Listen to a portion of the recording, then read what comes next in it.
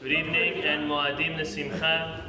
Today being the third day of the Omer, we're going to learn the third method of acquiring Torah out of the 48 that we're going to learn over the course of the Omer. Again, the first was Talmud, which means that a person just has to learn. If a person doesn't learn, they can't know. The next we said was Shmi'at HaOzen, listening attentively. You have to learn how to listen if you want to learn in any way. We explained that yesterday. Today we are learning, the third is Arichat Sifatayim. Arichat Sifatayim means to verbally articulate what you learned.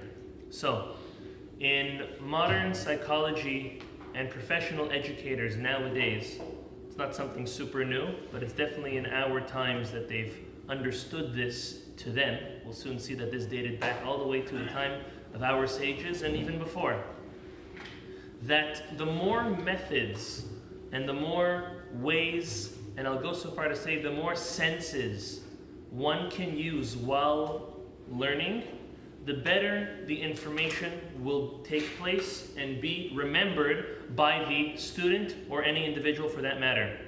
One way of learning is by listening. Another way of learning is by looking, by watching, by touching, believe it or not, by smelling. But one of the greatest, if not the greatest way to learn something is when you are able to tell it over. There's one concept and one level of understanding it when it enters your brain and it penetrates it, even if you think you're able to understand it and you're able to comprehend it and remember it. But there's nothing like teaching it to someone else. There's nothing like conversing, saying it over to someone else. So the Torah also understands that, and that's one of the basic, it's elementary, it's the third out of the 48, is not only to learn and not only to listen, but also able to share and articulate what you learn. By doing so, you are solidifying what you've learned and understood it well enough to pass it over to another. Another concept when it comes to articulating is the concept of repeating. Person has to, and we understand that our Torah, this concept of education works in all facets, and now we're speaking specifically for Torah. Torah was given to us for us to learn, to know, to understand, to live by, but also to review and to repeat. If a person doesn't review, as smart as they are, much is forgotten. We can't say everything is forgotten. There are certain things we've learned when we were young and that we remember. But vishinantam, we are meant to keep on learning and reviewing and reviewing and reviewing.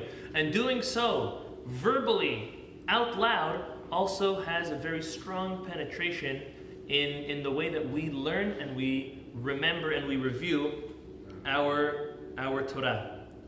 The last concept we wanted to say was that the Pasuk in Mishle says, Ki hayim hem lemotzaehem, that the Torah and the words of the Torah are life to those who find it.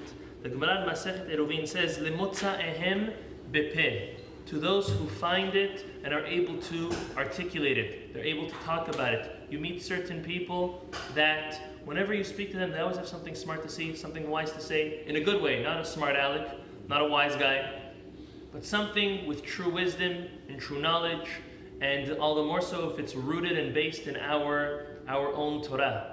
You know, there are certain people that they get up and when they're trying to explain something to others, they're working it out. The greater way to know if someone knows something is when they say it clearly.